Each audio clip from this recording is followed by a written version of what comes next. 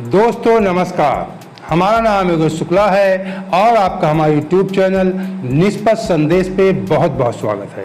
दोस्तों आपको बता दें, बिहार विधानसभा का चुनाव जैसे जैसे नज़दीक आ रहा है तो बिहार विधानसभा की जितनी भी राजनीतिक पार्टियां, क्षेत्रीय दल हैं, सब ने अपनी अपनी सरगर्मियां बढ़ा दिया है। विशेषकर आपको बता दें, जो एनडीए के घटक दल हैं वो लोग भारतीय जनता पार्टी और जेडीयू, मतलब जेडीयू जो जनता दल यूनाइटेड है नीतीश कुमार जी का, इनके ऊपर दबाव बनाना शुरू कर दिया है। जो भारतीय जनता पार्टी और जेडीयू के अलावा अन्य घटक दल हैं एनडीए के, उन लोगों ने इन दोनों दलों पे, विशेष करके भारतीय जनता पार्टी पे दबाव बनाना इसलिए शुरू कर दिया है कि ये लोग जानते हैं कि ये दोनों पार्टियां अपने हिसाब से मन मुवाफिक सीटें ले लेंगी। और इन दोनों पार्टियों में आपको बता दें, भारतीय जनता पार्टी और जेडीयू में कोई बेचैनी नहीं है, कोई ज़्यादा ये लोग उस उलझन में नहीं है जिस तरह इनके अन्य दल हैं। इनके अन्य दलों को लगता है कि हमें सीटें कहीं कम न दी जाए, तो इसी वजह से अभी से इन लोगों ने रणनीति बनाना शुरू कर दिया है कि हमें ज़्यादा से ज़्यादा सीटें हमें प्राप्त हों। विशेषकर आपको बता दें, चिराग पासवान जी की पार्टी लोजपा है और चिराग पासवान जी के सपने इस समय 7वें आसमान पर हैं। वो कारण ये है कि जब से उन्होंने लोकसभा में 5 लोकसभा सीटें जीती हैं लोकसभा चुनाव में पिछले साल 24 में, उसके बाद से उनके सपने बहुत ज़्यादा ऊपर हैं। लोग तो यहाँ तक कहते हैं कि वो आने वाले समय में बिहार में नीतीश कुमार जी का विकल्प भी बनना चाहते हैं। बिहार में इस समय प्रेजेंट टाइम में जेडीयू की सरकार है, जिसके हेड और मुखिया नीतीश कुमार जी हैं, उनके नेतृत्व में सरकार चल रही है। भारतीय जनता पार्टी जेडीयू के अलावा और कौन से एनडीए में घटक दल हैं, ये आपको जानना चाहिए। केंद्रीय मंत्री चिराग पासवान जी की लोजपा, केंद्रीय मंत्री जीतन राम मांझी जी की हम पार्टी और राज्यसभा सांसद उपेंद्र कुशवाहा की रालमो। तो ये जो सभी घटक दल हैं, ये सब जानते हैं कि भारतीय जनता पार्टी और जेडीयू के बीच में कोई खींचतान नहीं है। ये लोग अपने हिसाब से जो भी सीटें होंगे, इनको अपने हिसाब से मन मुवाफिक सीटें मिल जाएंगी। और जो शेष घटक दल हैं, इन लोगों ने बयानबाजी शुरू कर दिया है और रणनीति भी बनाना शुरू कर दिया है भारतीय जनता पार्टी पे दबाव के लिए कि हमें ज़्यादा से ज़्यादा सीटें दी जाएँ। आपको बता दें, विशेष करके चिराग पासवान जी ने बताया कि उनके जो सपने हैं 7वें आसमान पे हैं। अभी उनका एक कार्यक्रम था आरा में, जहाँ पे जो उनके मन की बात थी वो जुबा पे आ गई और उन चिराग पासवान ने यह बताने की कोशिश की कि उनमें बहुत दम है। कार्यक्रम में आई भीड़ से उत्साहित चिराग के दिल की बात जुबा पे आ गई और उन्होंने कह दिया कि उनकी पार्टी राज्य की सभी 243 सीटों पर चुनाव लड़ेगी। साथ ही साथ में जोर दिया, थोड़ा पहले बोल गए, फिर त्रुटि सुधारने के लिए, अपनी गलती सुधारने के लिए कह दिया कि ये एनडीए की मजबूती के लिए है। मतलब उनके मन में जो बात थी वो पहले बोल गए कि हम सभी 243 सीटों पे चुनाव लड़ेंगे। हमने बताया कि वो नीतीश कुमार जी का विकल्प बनना चाहते हैं। वो सोचते हैं कि अगर नीतीश कुमार जी की कम सीटें आईं तो आने वाले समय में हम मुख्यमंत्री बन सकते हैं। वो ऐसी बयानबाजी इसलिए कर रहे हैं क्योंकि दबाव की रणनीति पे काम कर रहे हैं। जानकार बताते हैं कि चिराग राज्य में बड़ा खेल खेलने की तैयारी में है, जो भी हमने आपको इशारा किया। आप बता दें, कमोबेश स्थिति ऐसी ही जो हम पार्टी जीतन राम मांझी जी की, उनकी भी कुछ ऐसी थी। उनके केवल वो खुद ही सांसद हैं और केंद्र में मंत्री भी हैं। जीतन राम मांझी जी महादलित मतदाताओं में उनकी पकड़ है और आप बता दें कि वो कम से कम 30 सीट पे चुनाव लड़ना चाहते हैं। उन्होंने कई बार कहा कि महादलित बिरादरी के कल्याण के लिए विधानसभा में उनके 20 विधायक पहुंचना जरूरी है। इस लिहाज से उन्हें 30 से 35 सीटों पे चुनाव लड़ना पड़ेगा। इसके लिए वो इशारा कई बार कर चुके हैं। आप बता दें, सीटों के बंटवारे के दौरान वो 30-35 सीट की मांग कर सकते हैं।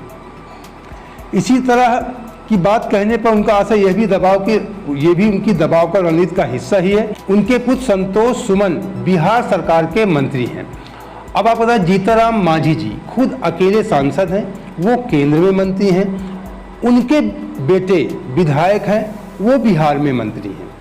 अब ये लोग जो दलित नेता होते हैं अक्सर ये बातें किया करते हैं कि हम अपने बिरादरी के उत्थान के लिए काम कर रहे हैं। बाप बेटे दोनों मंत्री हैं और अपने बिरादरी के उत्थान के लिए बातें किया करते हैं। ये चाहे यूपी में हो, चाहे बिहार में हो, चाहे जहाँ पे हो। ये जो विशेष करके आप बता दें, ओबीसी या जो दलित समाज के नेता हैं, ये अक्सर ऐसी ही दुहाई दिया करते हैं कि हम अपने समाज के उत्थान के लिए कार्य कर रहे हैं। जबकि आप देखते होंगे जितने भी राजनीतिक दल के नेता हैं, ये विशेषकर अपने घरानों के उत्थान के लिए काम करते हैं, अपने परिवार के उत्थान के लिए काम करते हैं। चाहे बिहार का लालू यादव का परिवार हो, रामविलास पासवान जी का परिवार हो, यूपी में मुलायम सिंह जी का परिवार हो, मायावती जी का परिवार हो, जितने भी दलित ओबीसी नेता हैं दुहाई देते हैं और दुहाई देकर अपने बिरादरी का वोट इकट्ठा करके स्वयं लाभ लेते हैं और उनको लाली पाप दिखाते हैं। ये इनकी रणनीति होती है। बाप बेटे दोनों मंत्री हैं। किसी बिरादरी के अन्य व्यक्ति को आप मंत्री बना सकते थे, जीतनराम मांझी जी। बेटा आपका बिहार मंत्री, आप केंद्रीय मंत्री, अब फिर भी आप बिरादरी के उत्थान के लिए बात करते हैं। चलिए थोड़ी टिप्पणी से हमने कर दिया। एक बात और बता दें, जिनकी एक भी सीट नहीं है वो भी बिहार विधानसभा में चुनाव के समय अभी से दबाव बनाने की रणनीति शुरू कर दिया है। वो है उपेंद्र कुशवाहा जी, जिनकी पार्टी का नाम है रालोआ, और वो राज्यसभा के सांसद हैं भारतीय जनता पार्टी की कृपा से। आपको बता दें कि कुशवाहा खुद राज्यसभा में और कोयली समाज मतलब कुशवाहा बिरादरी के अच्छी पकड़ रखते हैं कुशवाहा समाज में।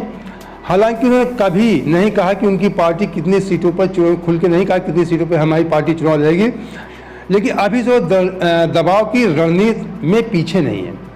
सभी पार्टियों को देखकर वो भी दबाव बनाना चाहते हैं। और आपको बता दें कि वे किसी एक रणनीति के तहत अभी मंगलवार को दिल्ली में राष्ट्रीय स्तर का एक कार्यक्रम किया, जिसमें कलवार एक समाज होता है, जायसवाल समाज, जिसे कलवार कहीं कलार कहीं कलवार कहते हैं, बिरादरी के लोगों को रालोआ में सदस्यता ज़्यादा मात्रा में, काफ़ी मात्रा में सदस्यता दिलाई। बिरादरी के लोगों ने रालोआ की सदस्यता के बाद माना जा रहा है कि यदि कलवार और कुशवाहा मिल जाएं तो ताकत बढ़ सकती है। यही संदेश एनडीए में रालोआ भी देना चाहती है। मतलब अब जिनके पास ना एक सांसद है, बीजेपी की कृपा से राज्यसभा सांसद हैं, एक विधायक भी नहीं है उनका, लेकिन वो उनका खुद जो कुशवाहा समाज में पकड़ रखते हैं, कुशवाहा समाज अब वो कुछ काफ़ी लोगों को सदस्यता जायसवाल समाज को दिला दिया है। अब वे ये दबाव भारतीय जनता पार्टी में बनाना चाहते हैं कि हमारी बिरादरी, कुशवाहा बिरादरी और ये जायसवाल बिरादरी दोनों मिल जाएंगे, ताकत बढ़ जाएगी। हमारी ताकत किसी से कम नहीं है, हमें भी पर्याप्त सीटें मिलना चाहिए। आपको बता दें वहाँ पे केवल 243 विधानसभा सीटें हैं, बिहार में 243 विधानसभा सीटें हैं, जबकि इनमें से मान लीजिए कि भारतीय जनता पार्टी और जेडीयू दोनों कम से कम 100 सीटों पे चुनाव लड़ेंगे।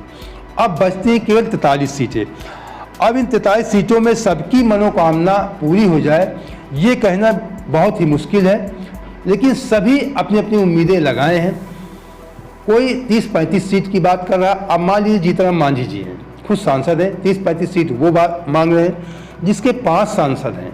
चिराग पासवान जी 3 से 5 गुना ज़्यादा उनको मांगना चाहिए, 150 सीटें नहीं, 150 सीटें हों, 100 सीटें मांगना चाहिए, 3 गुना मांगना चाहिए, 60-70 सीटें मांग, कुछ भी मांगे। अगर दोनों मिला के 100 भी ले लिया तो लोजपा है, वो लोजपा नहीं सॉरी रालोआ है, जो उपेंद्र कुशवाहा जी की पार्टी है, वो भी 10-20 सीट मांगेगी, तो लगभग 100 सीटें निकल गई है ऐसे ही। अब बचती हैं आधे से कम सीटें बच रही हैं। अब क्या जो वहाँ पे सूत्रधार पार्टियां हैं, नीतीश कुमार जी या भारतीय जनता पार्टी, क्या 50-50 सीटों पर चुनाव लड़ेंगी? असंभव। दोनों कम से कम मैं बता दूँ 100 सीटों के आसपास चुनाव लड़ेंगी और 40 से 50 सीटों के बीच में इन लोगों का बंटवारा किया जाएगा। 43 सीटें बचती हैं, 50 सीटें भी हो सकती हैं, तो 50 सीटों के आसपास इन सभी जो इनके लोजपा चिराग पासवान जी का है, या हम पार्टी जीतनराम मांझी जी की है, या उपेंद्र कुशवाहा जी की रालोआ है, इनको थोड़ा थोड़ा बांटा जाएगा। अगर मन मुआफिक सीटें चिराग पासवान जी को नहीं मिलती हैं तो चिराग पासवान जी के मुंह से जो आरा की रैली में उनके मुंह से निकल गया दिल की बात कि हम सभी 243 सीटों पे चुनाव लड़ेंगे, तो लड़ भी सकते हैं। 5 सांसद जीतने के बाद चिराग पासवान जी अपने आप को अब इस समय वो जेडीयू या आरजेडी से कम नहीं समझ रहे हैं। आने वाले समय में वो अपने आप को बिहार का मुख्यमंत्री देख रहे हैं, इसी रणनीति पे वो काम कर रहे हैं। इसीलिए वो बोल गए कि हम 243 सीटों पे चुनाव लड़ेंगे। आपको बता दें, इतनी सीटें रामविलास पासवान जी भी कभी नहीं जीते। वो खुद सांसद हुआ करते थे और केंद्र में किसी की भी सरकार होती थी, कांग्रेस या भारतीय जनता पार्टी की, वो सदैव मौके का फायदा उठाते थे और मंत्री हुआ करते थे। और चिराग पासवान जी इन्होंने भी मौके का फायदा उठाया, केंद्र में मंत्री बने। इस समय उनके पास 5 सांसद हैं और 5 सांसद कम नहीं होते, 5 सांसद बहुत बड़ी चीज होती है। इस बात का अंदाजा आप लगा सकते हैं कि उत्तर प्रदेश में बसपा जैसी पार्टी के लिए 5 सांसद जीतना मुश्किल हो जाता है और चिराग पासवान जी की पार्टी ने 5 सांसद जीते, ये कम नहीं है, बड़ी बात है। तो उनका मुख्यमंत्री के लिए सपना देखना वाजिब भी है। और आपको बता दें, जो देखने से, उनके हाव भाव से देखने से लगता है कि वो बहुत छोटी राजनीति भी नहीं करते। आरजेडी राष्ट्रीय जनता दल के जो नेता हैं, ये अक्सर जैसे अखिलेश जी हैं पीडीए की दुहाई दिया करते हैं, इसी प्रकार वो भी पीडीए की दुहाई देते हैं, अल्पसंख्यक और ओबीसी की केवल बात किया करते हैं। जबकि चिराग पासवान आप देखते हैं कि वो सधे हुए शब्द बोलते हैं। जिस प्रकार भारतीय जनता पार्टी राजनीति करती है, भारतीय जनता पार्टी से मिलती जुलती हुई राजनीति करते हैं, सभी जात सभी समुदाय को लेकर साथ चलने का प्रयास करते हैं और विशेषकर ये भी दिखाते हैं कि मैं प्योर सनातनी हूँ। अक्सर आप लोग देखते हैं कलावा भी बांधते हैं, तिलक भी लगाते हैं, तो विशेषकर जो हिंदू समाज के लोग हैं उनको भी आकर्षित करते हैं। और अल्पसंख्यक समाज को तो जो भी इस तरह की पार्टियां होती, जो भारतीय जनता पार्टी से अलग पार्टियां हैं, वो सब अपने आप को अल्पसंख्यक का सबसे बड़ा दावेदार बताया करती हैं। उसमें चिराग पासवान जी भी हैं, लालू यादव की पार्टी भी है और उत्तर प्रदेश में जैसे मायावती जी हैं या अखिलेश जी हैं, ये सारे लोग अपने आप को अल्पसंख्यक का सबसे बड़ा मसीहा बताया करते हैं। लेकिन चिराग पासवान जी केवल अल्पसंख्यक की बात नहीं करते हैं, वो हिंदू समाज को भी रिझाने की कोशिश किया करते हैं, इसी प्रयास में लगे रहते हैं। ये कलावा बांधना और तिलक लगाना, आप ये कह सकते हैं कि ये तो सबका अधिकार है, कोई भी कर सकता है, हम भी कलावा बांधे, सही बात है।